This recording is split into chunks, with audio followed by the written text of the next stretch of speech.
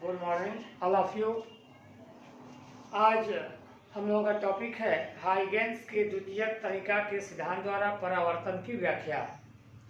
आपके इस चैप्टर में दो टॉपिक हैं, परावर्तन की व्याख्या और अपवर्तन की व्याख्या। तो परावर्तन की व्याख्या अपवर्तन की व्याख्या में से 100% आपके यूपी बोर्ड के एग्जाम में एक क्वेश्चन हर साल रहता है।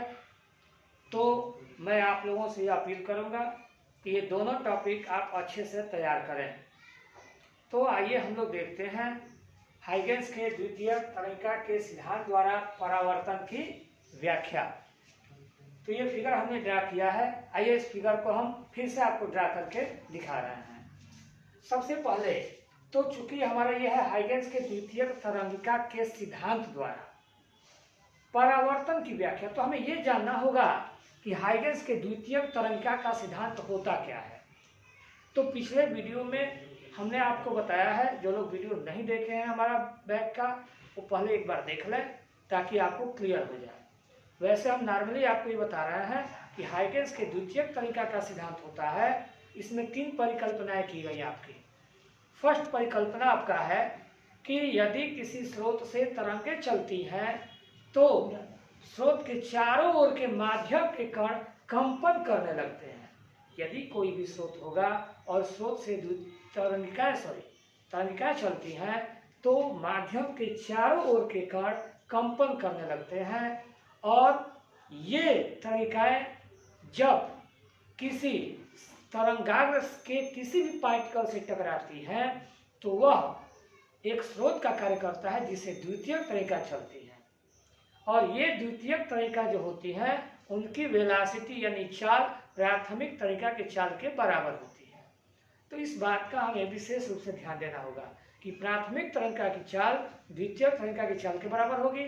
और जब किसी स्रोत से चलने वाली तरंगिका समतल तरंगाग्र या गोलीय तरंगाग्र या बेलनाकार तरंग कोई भी तरंगाग्र होगा उसके पार्टिकल से टकराएगा तो वह कण भी एक नए स्रोत का कार्य करेगा। तो ये मोटिव हमारा है हाइगेंस के द्वितीयक तरीका के सिद्धांत का। अब रही बात कि इससे हमें सिद्ध करना है कि परावर्तन का नियम।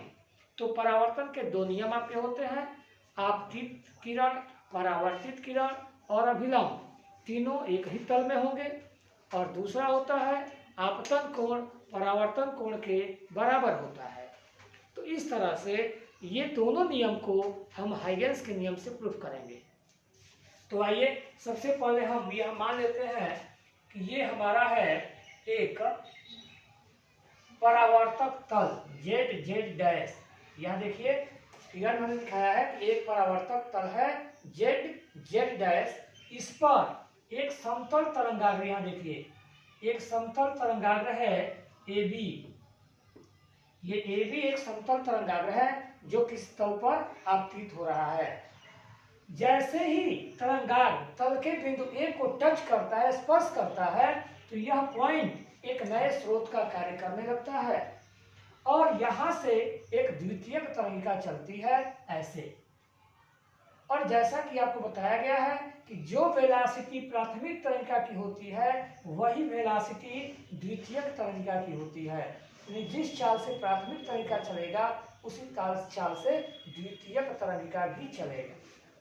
अब देखिए जैसे जैसे ये मानते हैं यही तरंगाग्र है, ऐसे यहाँ टच किया, जैसे जैसे यह आगे बढ़ेगा, यहाँ देखिए ये मान लीजिए कि यहाँ टच किया फिर यहाँ चलेगा, ये टच किया यहाँ चलेगा, ये टच किया यहाँ चलेगा, ऐसे ये भी आगे कहीं ना कहीं टकराएगा। इसको थोड़ा सा और आगे मान लिया जाए तो ये आके यहाँ टच किया, इसका नाम हमने मान लिया A'। यानी जैसे जैसे तरंगाग्र AB आगे बढ़ता है वह A और A' के बीच के बिंदुओं से टकराता है जिससे द्वितीयक तरंगिकाएं चलती हैं। अब देखिए ये सभी द्वितीयक तरीका है जबकि ये प्राथमिक तरंगिका है, और जितनी वेलोसिटी इसकी होगी उतनी ही वेलोसिटी इसकी होगी। अगर इसकी वेलोसिटी हम v मान लें तो इसकी वेलोसिटी भी होगा। तो यदि हम मान लें कि प्राथमिक तरंगिका को B से A' तक आने में t टाइम लगता है, ध्यान दिया जाए, प्राथमिक तरंगिका को B से A' तक आने में t टाइम लगता है, तो उतने ही टाइम में यह द्वितीयक तरंगिका कितनी दूरी तय करेगी। तो चूंकि आपने यह कह दिया है कि जितनी चाल इसकी होगी उतनी ही चाल इसकी होगी, और जितने टाइम में यह यहाँ से यहाँ आ रहा है उतने ही टाइम में यह कितनी दूरी तय करेगा। तो जब दोनों की चाल बराबर है, प्राथमिक की चाल बराबर द्वितीयक की चाल, प्राथमिक के टाइम बराबर द्वितीयक का टाइम, तो प्राथमिक द्वारा तय की गई दूरी जो होगी वो द्वितीयक द्वारा तय की गई दूरी के बराबर होगी। फिर से एक बार ध्यान दीजिए, बी से ए डैश तक आने में टी टाइम लगा, चाल है भी, दूसरी तरीका की चाल भी है भी, और उतने ही टाइम में यह कितनी दूर जाएगा। तो इसलिए आप कह सकते हैं कि जब दोनों की चाल बराबर है, दोनों का टाइम बराबर है, तो दोनों द्वारा तय की गई दूरियां भी बराबर होंगी। तो हम प्रकार में बी ए डैश दूरी लेंगे, क्योंकि इतनी ही दूरी तय कर रहा है प्राथमिक तरीका। तो प्रकार में, प्रकार समझना लग रहा प्रकार जिसको आप कहते हैं, तो प्रकार में हम बी ए डैश दूरी लेंगे और ए को केंद्र मानकर यहाँ पे ऐसे एक चाप काट लेंगे, इसका कुछ नाम रख देंगे ए बी डैश, और यहाँ से ए डैश बी डैश को मिला देंगे, जैसा कि इस फिगर में आपको दिखाया गया है। यहाँ से कैसे चाप काटा गया है, देखो प्रकार में बी ए डैश हम दूरी लेंगे, ए को सेंटर मानेंगे और चाप काटेंगे, और यह ए डैश बी डैश जो होगा इसको हम मिला देंगे। तो ए बी जो है हमारा ये आपतित तरंगाग्र है, जबकि ए बी डैश जो होगा वो हमारा परावर्तित तरंगाग्र होगा, और ये हमारा नॉर्मल होता है, ये अभिलंब। तो आप देख रहे हैं कि आपतित तरंगाग्र, परावर्तित तरंगाग्र और ये अभिलंब तीनों एक ही बिंदु पर स्थित है, मतलब एक ही तल में स्थित है, जिससे हमारे परावर्तन की एक नियम की पुष्टि होती है। दूसरा हमारा रूल होता है कि angle i equal to angle r, यानी आपतन कोण परावर्तन कोण के बराबर होता है। तो आइए इसके लिए हम यहाँ से थोड़ा सा एक चीज देखेंगे।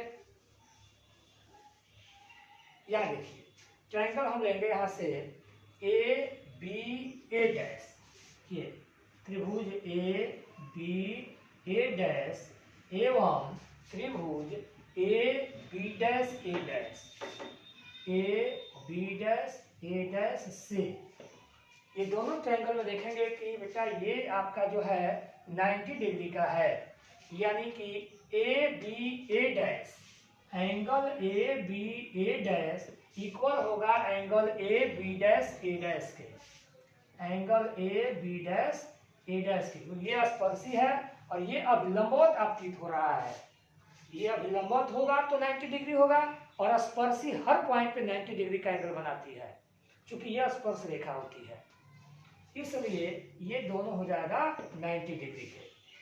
और अभी अभी आपने कहा है कि यह दूरी जो होगी इस दूरी के बराबर होगी, क्योंकि इन दोनों की वेलोसिटी सेम, दोनों का टाइम सेम, तो दोनों की दूरियां भी सेम होगी। यानी आप कह सकते हैं कि बी ए डैश जो होगा वो ए बी डैश के बराबर होगा, और ये दूरी बराबर होता है चाल गुणे समय, v इंटू टी।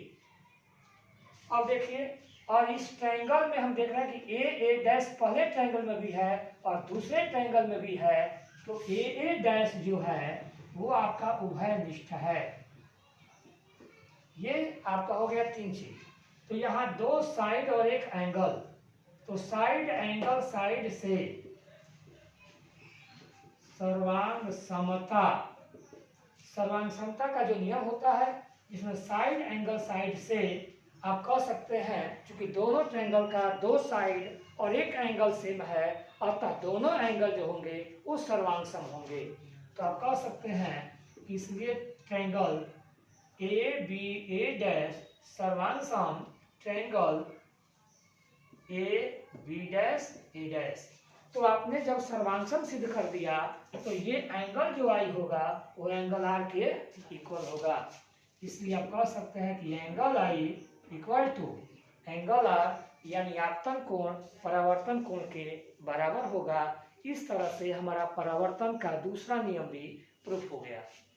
पहला था ये आपतित तरंगाग्र, परावर्तित तरंगाग्र और अभिलंब, ये तीनों एक ही तल में है, और दूसरा हमने डेरिवेट किया angle i equal to angle r, और इस तरह से हमारा परावर्तन का दोनों नियम प्रूफ हुआ हाइगेंस के द्वितीय तरीका के सिद्धांत से।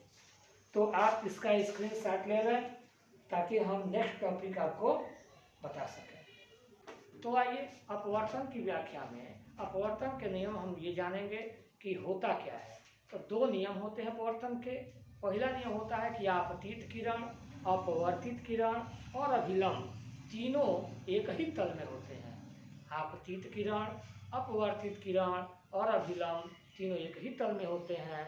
और दूसरा होता है कि किन्हीं दो माध्यमों तथा किन्हीं दो माध्यमों और एक वर्णी प्रकाश के लिए आपतन कोण की ज्या अर्थात साइन आई और अपवर्तन कोण की ज्या अर्थात साइन आर का अनुपात एक नियतांक होता है जिसे हम अपवर्तनांक कहते हैं।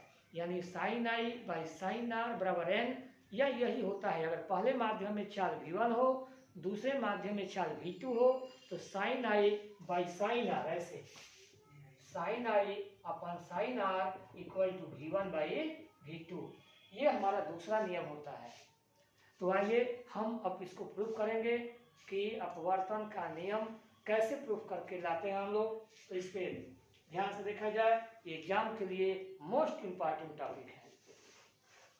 देखिए हमने एक फिगर को ड्रा किया यहाँ पर जेड डैश एक अपवर्तित जो होगा अपवर्तक पृष्ठ कह लीजिए, जिस पृष्ठ पे हमारा अपवर्तन की क्रिया होना है। आइए हम इसको ड्रा करके फिर दिखा रहे हैं।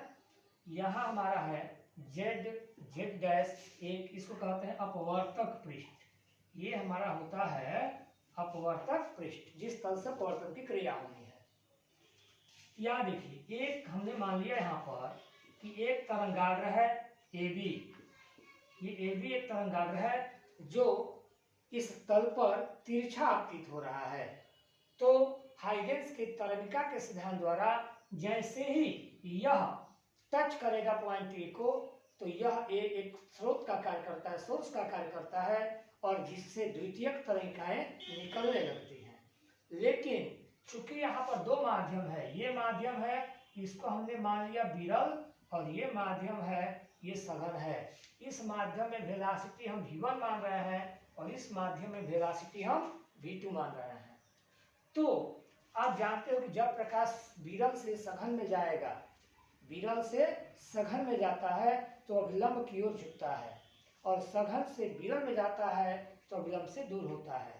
तो चूंकि हमारा ये तरंगाग्र विरल से आ रहा है, ये देखिए इसको हम अभिलंब मान लिए, ये अभिलंब हो गया। तो ये जब ये टच करेगा तो यहाँ से द्वितीयक तरंगिका चलेगी जो इस माध्यम में आएगी सघन में, तो ये अभिलंब की ओर झुक जाएगी ऐसे, क्योंकि विरल से सघन में आने पर अभिलंब की ओर झुक गई।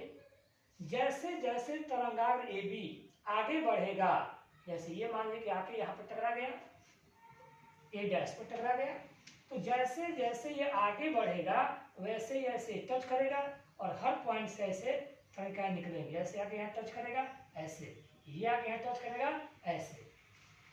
यानी कि जैसे जैसे तरंगाग्र AB आगे बढ़ता है वह A और A डैश के बीच के बिंदुओं से टकराता है, और जिससे द्वितीयक तरंगिकाएं निकलती हैं जो दूसरे माध्यम में V2 चाल से चलती हैं। पहले माध्यम में इनकी चाल V1 है, दूसरे माध्यम में चाल V2 है। पहला माध्यम विरल है, दूसरा माध्यम सघन है। तो विरल से सघन में माध्यम में आने पर ये नॉर्मल यानी अभिलंब की ओर झुक जाती है। जैसा कि देखिए ये अभिलंब है, इधर झुक गई, ये अभिलंब है, इधर झुक गई। अब हम मान ले रहे हैं कि यहाँ तरंगिका को B से A डैश तक आने में, प्राथमिक तरंगिका को B से A डैश तक आने में T टाइम लगा। तो उतने ही टाइम में, जितने टाइम में यह B से A डैश तक आ रही है तरंगिका, तो उतने ही टाइम में यह जो तरंगिका यहाँ से निकली है वो इधर आएगी। यहाँ ध्यान दीजिए, सॉरी, B से A डैश तक जो तरंगिका आ रही है T टाइम में, उतने ही टाइम में यह यहाँ से इधर कितनी दूर तक जाएगी या यहाँ से इधर कितनी दूर तक जाएगी। देखिए ये टच किया है यहाँ से, तो ये तरंगिका चल रही है, ये आगे बढ़ रही है। तो जब ये टच किया तो यहाँ से द्वितीयक तरंगिका ऐसे आ गई, यहाँ आगे ये बढ़ गई, तो इसको यहाँ से यहाँ तक जाने में T टाइम लगा। तो उतने ही टाइम में A से चलने वाली द्वितीयक तरंगिका जो है वो कितनी दूरी तय करेगी। तो चूंकि हमें यहाँ पे चाल पता है v2, दूसरे माध्यम में चाल हमारा है v2 और टाइम है t, तो हमारा दूरी जो होगा ये AB डैश वो हो जाएगा v2t। पहले माध्यम में ये, तो यहाँ हमने बताया आपको कि A से B डैश ये दूरी मान ली तय हो रहा है। दूसरे माध्यम में चाल है v2 और टाइम है t, तो दूरी हो जाएगा AB डैश, ये AB डैश हमारा ये हो जाएगा v2t, और पहले माध्यम में टाइम है t और दूरी है BA डैश, तो ये हमारा हो जाएगा BA डैश बराबर v1t। इसमें चाल है v1 और टाइम है t, तो v1t, इसमें चाल है v2 टाइम है t, तो ये हो जाएगा आपका v2t। तो प्रकार में हम AB डैश दूरी लेंगे और A को सेंटर मानेंगे और यहाँ एक चाप काट देंगे ऐसे, और यहाँ से A डैश B डैश को हम मिला देंगे। अब यह A डैश B डैश जो हमारा मिला हुआ है यही हमारा अपवर्तित तरंगाग्र की स्थिति को प्रदर्शित करेगा। तो ये हमारा है AB आपतित तरंगाग्र और ये हमारा मिला A डैश B डैश अपवर्तित तरंगाग्र। तो हम देख रहे हैं कि आपतित तरंगाग्र, अपवर्तित तरंगाग्र और ये विलंब, ये तीनों इसी तल पे हैं, एक ही तल पे हैं। तो इससे हमें पहले नियम की प्राप्ति हो जाती है। यानी पहला नियम हमारा ये है कि आपतित, अपवर्तित और अभिलंब तीनों एक ही तल में होने चाहिए। जैसा कि हमें यहाँ मिल रहा है आपतित तरंगाग्र, अपवर्तित तरंगाग्र और ये अभिलंब तीनों एक ही तल में है, तो एक नियम की हमारी पुष्टि हो गई। सेकेंड हमें प्रूफ करना है ये साइन आई, ये सेकेंड रूल होता है sine i upon sine r बराबर v1/v2। ये सब स्नेल का नियम भी कहते हैं। तो आइए इसके लिए हम इस ट्रायंगल में लेंगे और इस ट्रायंगल में लेंगे। तो ये देखिए, चूंकि ये आपतित तरंगाग्र है तो ये आपतन कोण होगा, ये परावर्तित तरंगाग्र है ये A डैश B डैश, तो ये अपवर्तित तरंगाग्र है तो अपवर्तन कोण होगा, ये आपतित तरंगाग्र है तो आपतन कोण होगा।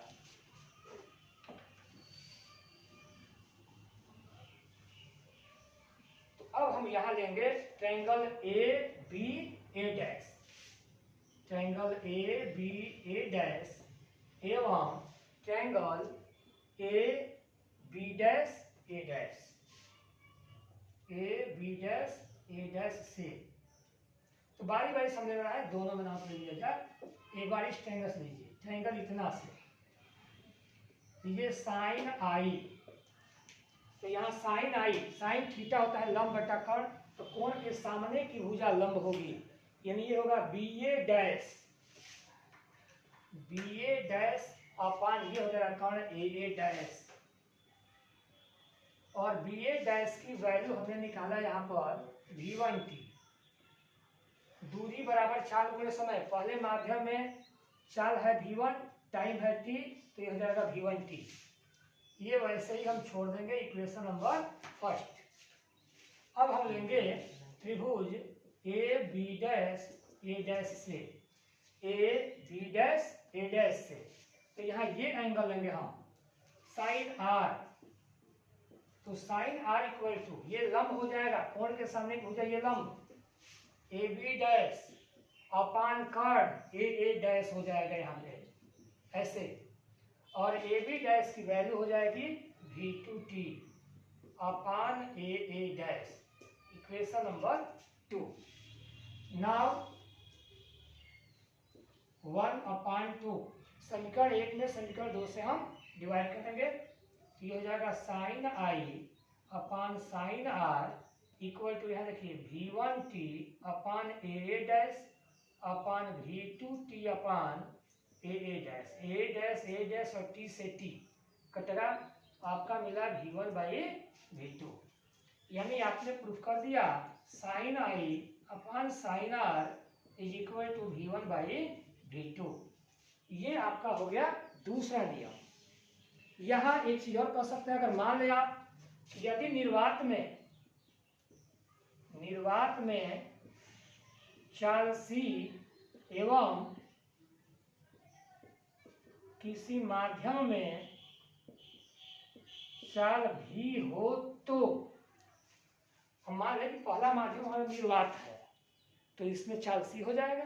दूसरा माध्यम कुछ भी है उसमें अगर चाल भी है तो ये V1 के जगह पे हमारा हो जाएगा sine i upon sine r जो होगा यहाँ पे हो जाएगा सी, यहाँ पे हो जाएगा V और this is equal to n. क्योंकि आप जानते हैं एन यानी अपवर्तनांक, एन यानी अपवर्तनांक बराबर होता है सी बाई भी। निर्वात में प्रकाश की चाल बटा माध्यम में प्रकाश की चाल इज इक्वल टू होता है अपवर्तनांक।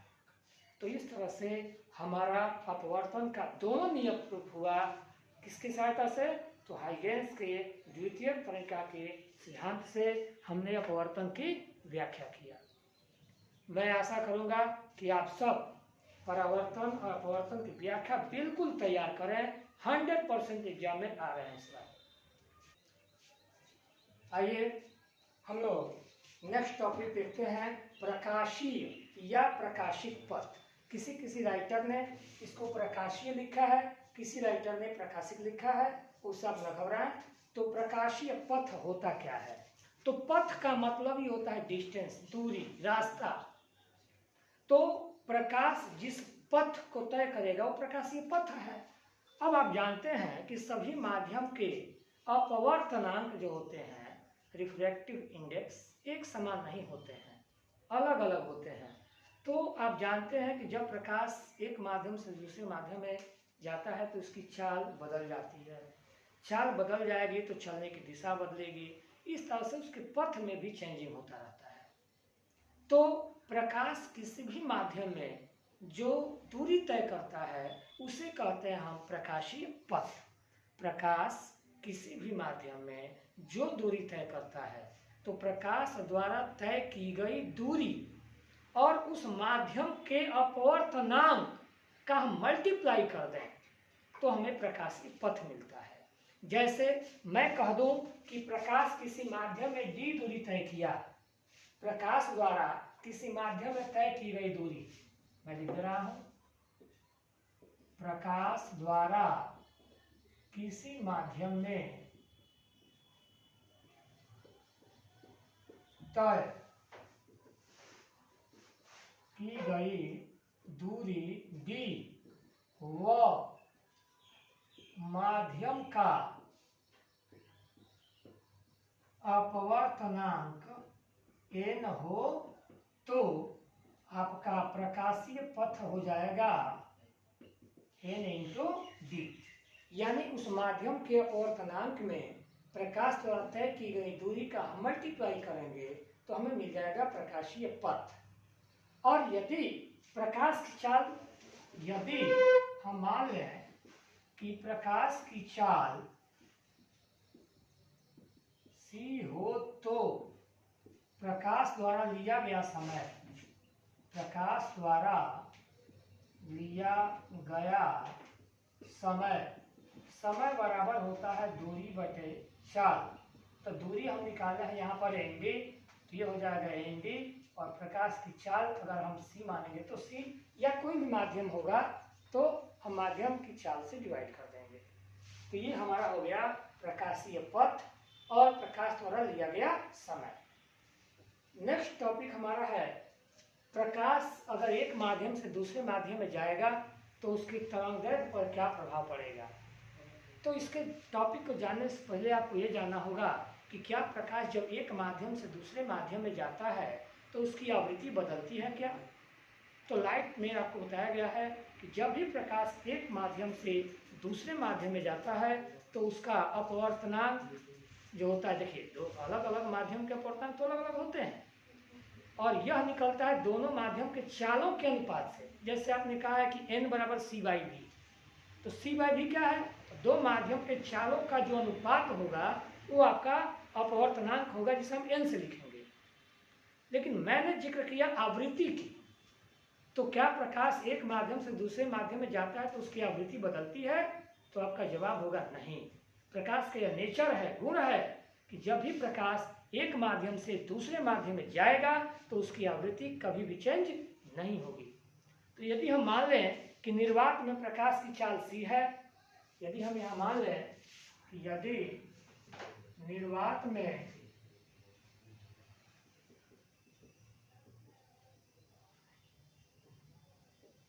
प्रकाश की चाल c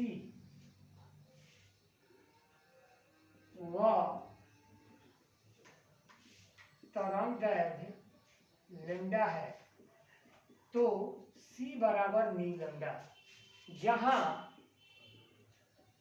न्यू बराबर हमारा होता है आवृत्ति।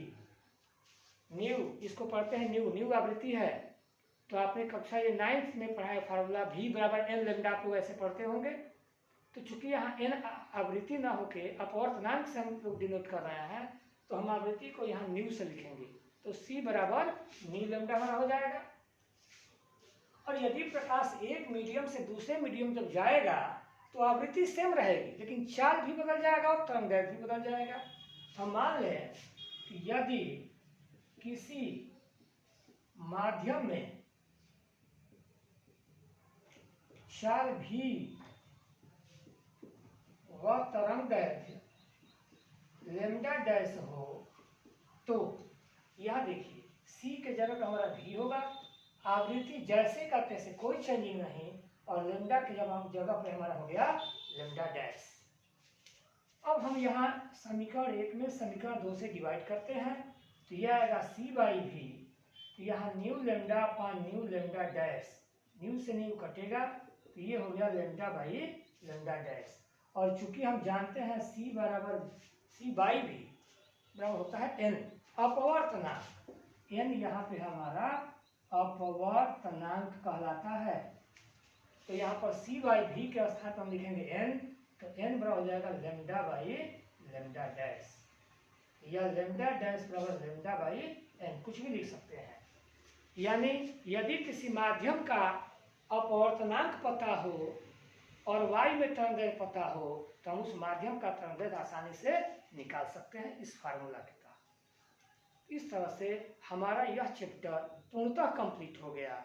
इसका स्क्रीनशॉट आप ले लें ताकि आपको नोट्स बनाने में आसान रहे।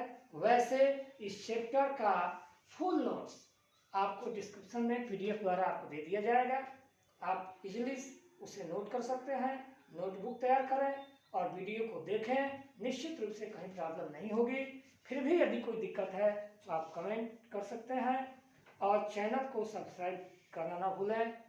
बेल को आप ऑल पे कर दें, लाइक करें और अधिक से अधिक वीडियो को शेयर करें। फिर नेक्स्ट वीडियो के साथ मिलते हैं।